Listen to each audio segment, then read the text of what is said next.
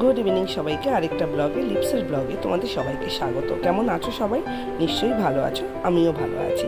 আজকে তোমাদের সাথে যে রেসিপিটা শেয়ার করবো সেটা হচ্ছে সুপি নুডলস।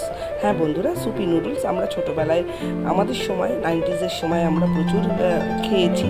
তো এখন পাওয়া যায় কি না আমি জানি না। তো কিভাবে বাড়িতে সুপি নুডলস বানালাম দুটো ম্যাগি দিয়ে, পুরো রেসিপিটা দেখার জন্য অনুরোধ রইল। কী কী ইনগ্রিডিয়েন্টস আমি দিচ্ছি চলো এবার দেখা যাক। তো এখানে আমি ধনেপাতা, মটরশুঁটি, দুটো ম্যাগি, ক্যাপসিকাম, গাজর, পেঁয়াজ এবং অল্প একটু 2-3 কোয়ার মতন রসুন কুচি নিয়ে নিয়েছি। এখানে আমি কড়াইতে তেল দিয়ে দিলাম। সাদা তেলই আমি ইউজ করেছি, সাদা তেলটারই ভালো, তোমরা চাইলে বাটারও ইউজ করতে পারো। আর এখানে দিয়ে দিলাম রসুন কুচি, যেগুলো আমি কুচিয়ে রেখেছিলাম সেগুলো আমি দিয়ে দিচ্ছি। এগুলো একটু ভাজা ভাজা হলে, গন্ধটা একটু ফ্লেভারটা বেরোলে দিয়ে দিলাম কাঁচা লঙ্কা আর গাজর কুচি। এটাও একটু ভালোভাবে ভাজা হলে পর তার সাথে দিয়ে দিলাম ক্যাপসিকাম আর ছোট ছোট করে কেটে রাখা পেঁয়াজ। এগুলো একটু ছোট ছোট করেই কাটলে ভালো হয়, তাহলে কিন্তু পেঁয়াজগুলো আর পুরো ইনগ্রিডিয়েন্টসগুলো মুখে পড়বে না সেরকমভাবে। তো দেখতেই পাচ্ছ পুরো ব্যাপারটা কিন্তু একটু ভাজা অবধি ওয়েট করতে হবে। আর এর সাথে আমি দিয়ে দিলাম হচ্ছে মটরশুঁটি। শীতের এই সবজিগুলো দিয়ে কিন্তু বেশ ভালোই লাগলো কিন্তু খেতে। এটা তোমরাও চাইলে ট্রাই করতে পারো। আর উপর দিয়ে দিলাম একটা ম্যাগি মশলা আর 2 টেবিল স্পুন মতন সস, কেচাপ, টমেটো কেচাপ আমি দিয়ে দিচ্ছি। এটা অপশনাল, তোমরা চাইলে দিতেও পারো, যেহেতু স্যুপ সেহেতু দিলে ভালো লাগে, সেই জন্য আমি এর উপরে দিয়ে দিয়েছি 2 টেবিল স্পুন মতন টমেটো কেচাপ। আর ভালো করে নেড়ে চেড়ে এটার সাথে আমি দিয়ে দিলাম অল্প উষ্ণ 3 বাটি মতন গরম জল। হ্যাঁ, তোমরা স্যুপটা যেরকম খাবে, যে যেরকম চাও সেরকম জল দিতে পারো। এখানে আমি 3 টেবিল স্পুন 3 বাটি মতন জল দিয়েছি। আর এখানে ম্যাগিগুলো ছাড়িয়ে ম্যাগিগুলো এর মধ্যে দিয়ে দিচ্ছি। তো এর উপর থেকে গোলমরিচ ছড়িয়ে আমি এটাকে একটু কিছুক্ষণ ঢাকা দিয়ে রাখবো, ব্যাস। আর ম্যাগিটা সিদ্ধ হলেই ব্যাস রেডি আমার সুপি নুডলস।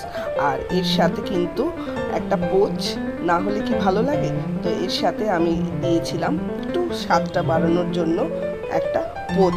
তো পোচটাও সাইডে করে নেবো। এখানে আমার পুরোটাই রেডি হয়ে গেছে। আর উপর থেকে ফ্লেভারটা যাতে আরেকটু ভালো হয়, উপর থেকে দিয়ে দিলাম ধনেপাতা আর দিয়ে দিচ্ছি 2টো লেবুর রস।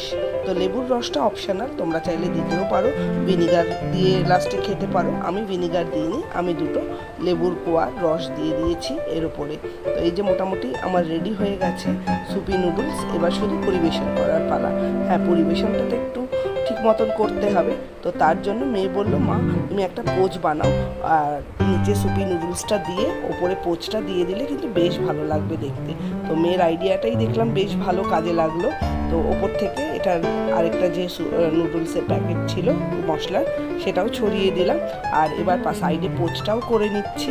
আর পোচে সেরকম তো কিছু লাগে না, একটু তেল দিয়ে তাওয়ায়, তার উপরে একটু নুন আর তার সাথে একটু গোলমরিচ দিয়ে দিচ্ছি, ব্যাস রেডি হয়ে গেছে আমার পোচ। তো এবার পরিবেশনের পালা। তো মেয়ে বলছে অসাধারণ দেখতে হয়েছে নাকি এটাকে। তো স্যুপ সেরকম একটা রাখিনি, স্যুপ এরা সেরকম বাবা মেয়ে দুজনেই সেরকম খেতে ভালোবাসে না, ওই জন্য স্যুপটা একটু কমই হয়েছে। তো তোমরা চাইলে আরেকটু জল দিতে পারো। আর এখানে এই সুপি ম্যাগি নুডলসটা সুপি নুডলসটা কিন্তু অসাধারণ খেতে হয়েছিল। আর যেহেতু শীতের সবজি দিয়ে তৈরি, মটরশুঁটি, গাজর, তো অসাধারণ ফ্লেভারটাও ভীষণ ভালো এসেছিল। তো চলো বন্ধুরা, পুরো ব্লগটা দেখার জন্য থ্যাংক ইউ।